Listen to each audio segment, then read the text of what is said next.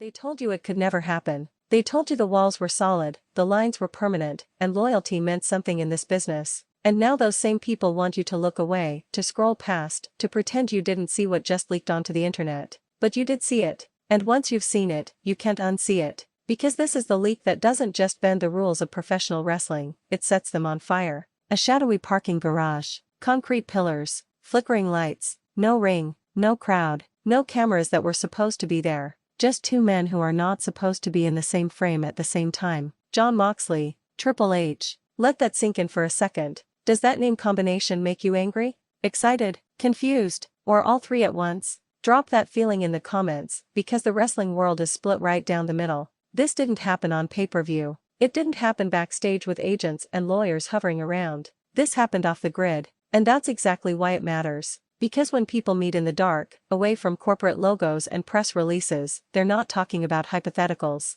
They're talking about reality. Just hours after the AEW contract scandal exploded online, while fans were still arguing about clauses and dates, something far more dangerous was unfolding. While timelines refreshed and podcasts went live, Jon Moxley wasn't tweeting. He wasn't cutting a promo. He was walking into a clandestine meeting that could redefine the future of the industry. Ask yourself this: if this meeting meant nothing, why hide it? Why not deny it immediately? Why hasn't either side shut this down? The leaked footage is rough, shaky, and raw. And that's what makes it terrifyingly believable. Triple H, dressed in black, leaning against an SUV like a final boss waiting for the challenger to arrive. Then from the shadows, Moxley, hood up, shoulders tense. The man who built his legacy on chaos, blood, and defiance. They shake hands. Not friendly, not hostile, respectful, professional, dangerous. What kind of conversation happens after a handshake like that? You can hear Triple H say it, clear as day in the clip. The landscape has changed. That's not small talk.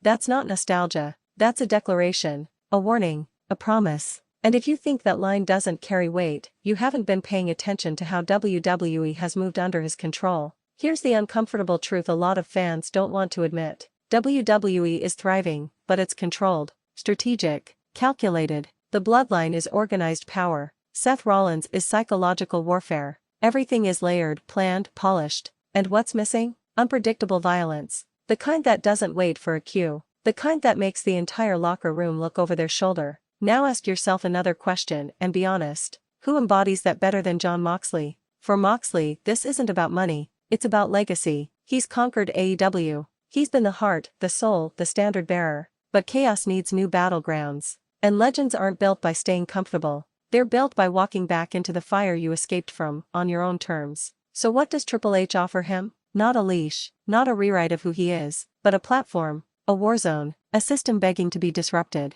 And let's flip the perspective for a moment. How does AEW respond if this is real? If one of their pillars is even entertaining this conversation? Is this betrayal? Is it business? Or is it proof that no contract is bulletproof anymore? Think about tonight's SmackDown. Think about how close this meeting was to going public. Coincidence? Or timing so deliberate it's almost cruel? Wrestling thrives on moments. And this feels like one of those moments we'll be talking about years from now, asking where we were when the walls finally cracked. What would Moxley's first move even be if he steps back into WWE? Does he go straight for the bloodline? Does he tear through Raw like a force of nature? Or does he do the unthinkable and refuse to play anyone's game but his own? Here's another question for you. If this happens, does it help WWE more or does it expose them? Because once you invite chaos in, you don't get to control how it spreads. This isn't just about one wrestler and one executive. This is about an industry that told us collaboration was impossible, loyalty was absolute, and lines could not be crossed. And now, in a dimly lit parking garage, those lies are crumbling.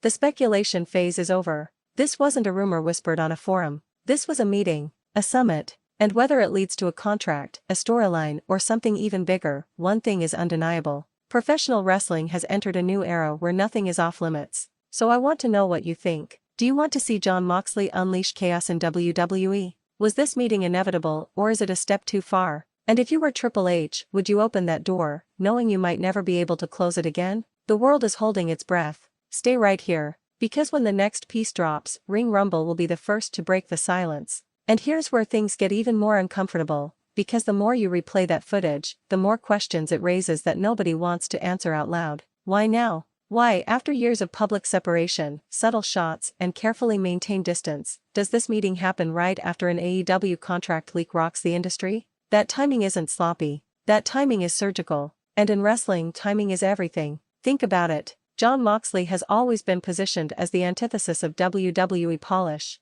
the rebel, the escapee, the proof that you could leave the machine and thrive. So if that guy is even willing to listen to Triple H, what does that say about where the business is heading? Here's a question for you to answer honestly in the comments. If Moxley returns to WWE, does it legitimize AEW or weaken it? Because there are two very different ways this story can be read. On one hand, it's a power move by WWE, the ultimate statement that no star is truly off limits, that eventually everyone comes back to the table, that the machine always has another card to play. But on the other hand, it's an admission that something is missing, that no matter how successful the product is, it still craves authenticity, danger, a man who doesn't feel manufactured. That's Jon Moxley, and that's exactly why this meeting feels so volatile. Look at Triple H's body language in the footage. Calm, grounded, not defensive. This isn't a man begging for talent. This is a man presenting an opportunity, a challenge, almost like he's saying you changed the game once. Do you have the nerve to do it again? And Moxley's posture? Relaxed but alert,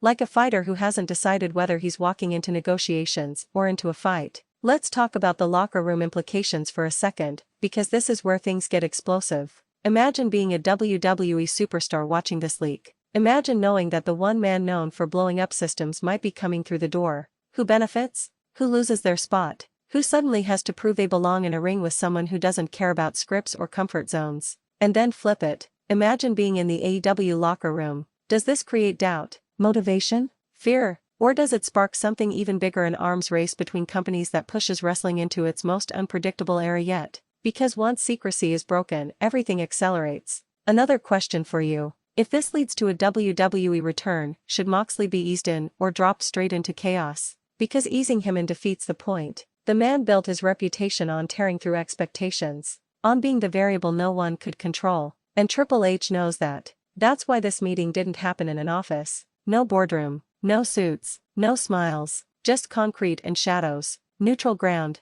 That alone tells you this wasn't about nostalgia. It was about terms, boundaries, freedom. And let's be real for a moment. This isn't Vince-era WWE. This is a company actively reshaping its identity, testing limits, playing the long game. And nothing would signal that shift louder than opening the door to someone like Moxley and saying, "Show us what we've been missing." But here's the risk no one's talking about. Once Moxley steps in, you don't just change storylines. You change tone, you change expectations, you change what fans demand next. And fans never go backwards. So let me ask you this, and this might be the most important question yet. If WWE unleashes Moxley, are they ready for what comes after him? Because chaos doesn't end when the bell rings. It spreads. This leak isn't just a headline, it's a warning shot, a sign that the invisible barriers between companies are thinner than ever. And whether this leads to a contract, a shock appearance, or something even bigger down the road, one thing is already true. The old rules don't apply anymore. Stay locked in. Share this with someone who thinks this could never happen. And let me know below, are we witnessing the beginning of wrestling's most dangerous chapter or its most exciting one? Because whatever comes next, Ring Rumble will be right here when the next crack turns into an earthquake. And the deeper you dig, the harder it becomes to dismiss this as just a conversation. Because conversations don't leave this many ripples. Within hours of the footage surfacing, the wrestling ecosystem shifted. Former wrestlers went quiet. Current talent started choosing their words very carefully. Podcasts that usually rush to conclusions suddenly slowed down. When people with platforms hesitate, it's usually because they know more than they're allowed to say. That silence? It's loud. Here's something most fans haven't considered yet. This meeting wasn't just about Jon Moxley. It was about leverage, about power. About reminding every major player in the industry that the chessboard is bigger than any single company. Ask yourself this. If Moxley can sit down with Triple H, who else becomes possible? That's the real reason this leak feels so dangerous. For years, wrestling thrived on tribal lines. You picked a side, you defended it like a sports team. But leaks like this don't just blur the lines, they erase them. And when that happens, the audience changes too. Expectations rise. Patience disappears. Shock becomes the standard. Now let's rewind the tape again. The garage, the SUV, the handshake. That wasn't fan service. That wasn't a publicity stunt. If it were, the footage would be cleaner, louder, branded. This was caught, not released. And there's a massive difference. Which leads to another uncomfortable question. Who wanted this to get out? Because leaks don't happen by accident in a business built on secrecy. Someone thought the world needed to see this. Someone wanted the pressure applied, either to AEW, to WWE, or to Moxley himself. Pressure creates decisions. And Jon Moxley has never run from pressure. Think about his entire career arc. Every major move he's made came when people said he won't do it. Leaving WWE, betting on a new company, becoming the backbone of AEW during its most uncertain moments. This meeting fits that pattern perfectly. So if history tells us anything, it's this: when Moxley listens, he's already halfway toward action.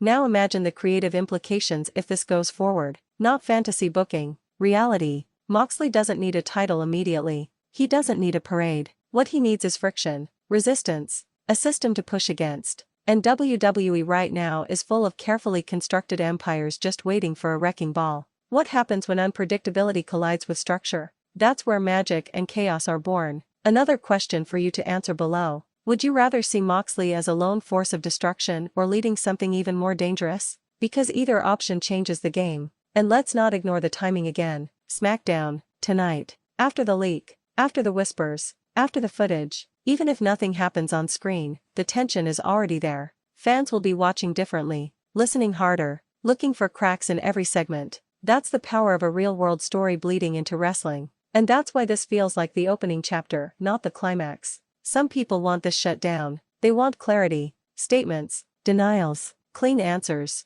But wrestling has never thrived on clean answers. It thrives in the gray, in the uncertainty, in moments like this, where the future feels unstable. So here's the final thing you need to consider. If this meeting never happened, we wouldn't be talking like this. If it meant nothing, it would already be forgotten. But it's not. And it won't be. Because somewhere between those concrete walls, between that handshake and that quiet conversation, something shifted. Something irreversible. The question now isn't if wrestling changes. It's how fast. Stay ready, stay watching, and keep your eyes open, because the next move might not happen in a ring, but you'll feel it all the same. Let me know in the comments. Is this the boldest power move in wrestling history, or the spark that burns everything down? Ring Rumble isn't going anywhere, and neither is this story.